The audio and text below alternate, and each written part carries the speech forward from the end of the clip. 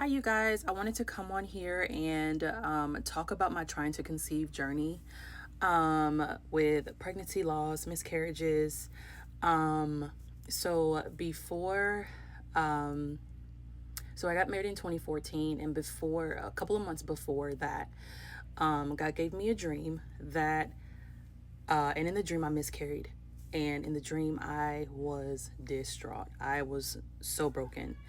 Um, so much so that when I woke up, God told me to grieve now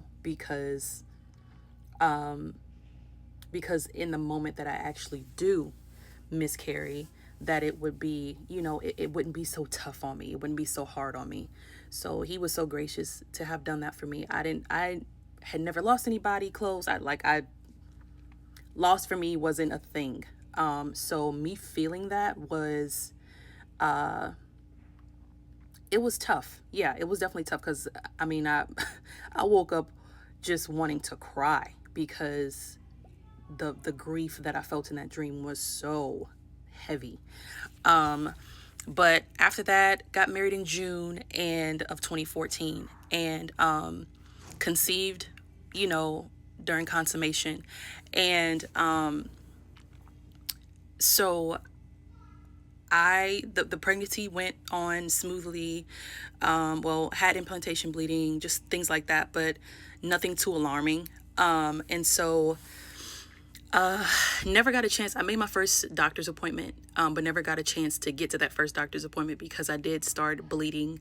I had gone to go visit my newlywed husband for baseball. He's a professional baseball player at the time. So went to go visit him, and when I came back, airplane ride and all that, just all those things, I started bleeding. And then it went from like light to like a heavy bleed.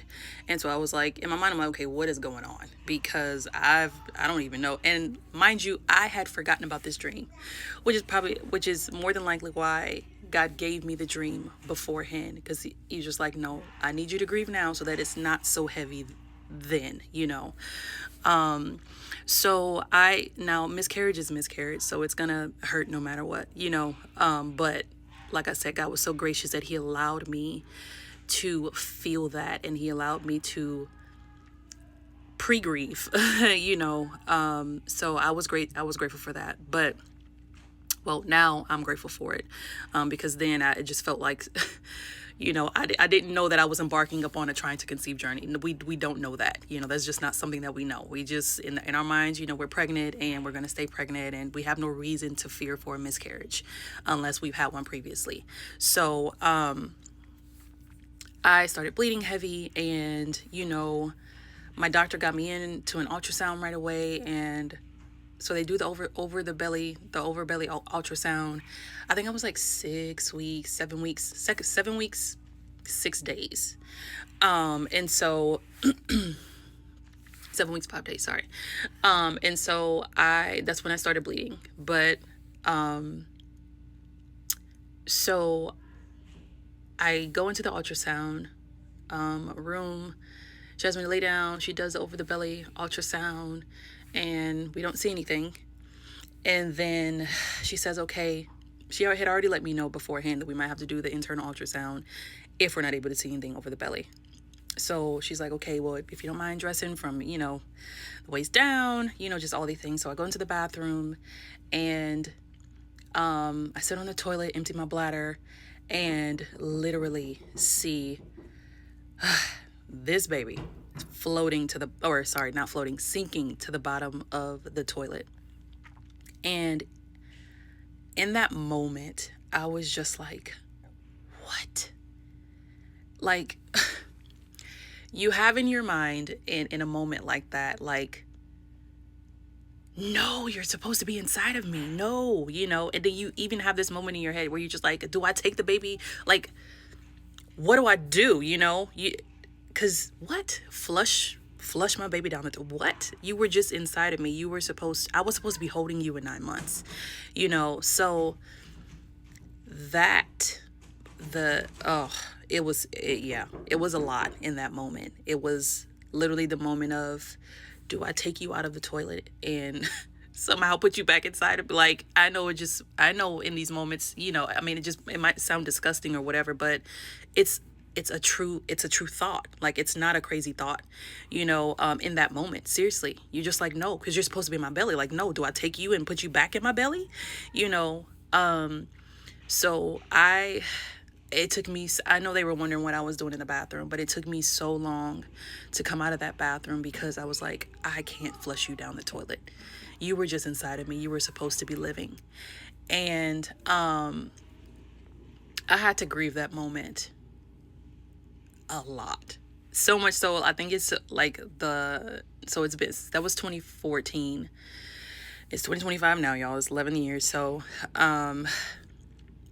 I think maybe like the past, like 3 years ago is when I fully had to like grasp, okay, you're not in that moment anymore. You have to let that moment go, so I did. But it's like I said, it's something that I went through, so I can empathize with, how I was then.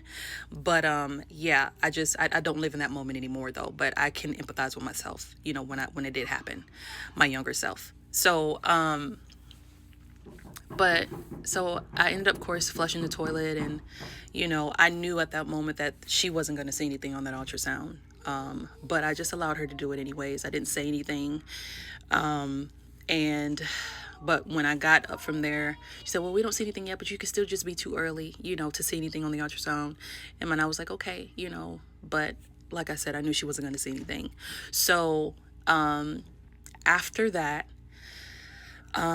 we go upstairs to my actual doctor. And while we're in the elevator, I told my mom, because it was my mom and my sister, like I said, newlywed, he was playing professional baseball, so he was gone to Washington.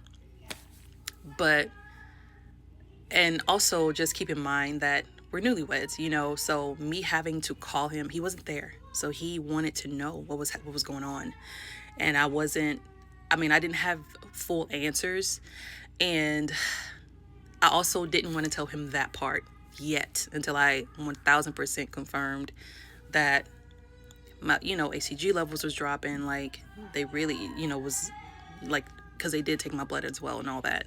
So, I told my mom in the elevator and my sister, because they came with me, I said, I saw the baby. I did not want to say anything at all. But I said, I saw the baby sinking to the bottom of the toilet. And I said, I'm not pregnant anymore. And my mom looked like, oh. But she said, no. It couldn't be that. It might be something else. It might not be that. And so I said, okay, But like I said, once again, I know what I saw. So we get to the doctor's office. He's, explained to me, hey, bleeding early pregnancy, sometimes is normal. It's okay.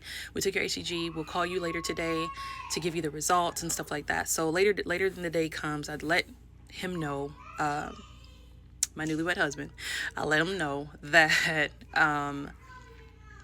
just letting him know all those things, just to be prepared, mentally prepared for whatever the case might be. So later that day came, and the nurse called and said, hey, it's confirmed that you are miscarrying. And so, the brokenness, but so after that, we continued trying to conceive for, like I said, almost 2 years. And then in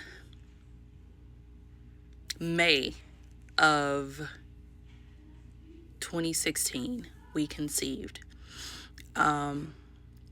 That was our 10th pregnancy. And we conceived our baby girl, that God had promised. Already had the name picked out and everything. Her father had the name picked out and everything. But yes, if you guys want to hear more, please let me know. But I do have my book that I'm dropping today at 12 o'clock, where I give practical tips and steps and what I did to conceive my kiddos now. Stay tuned.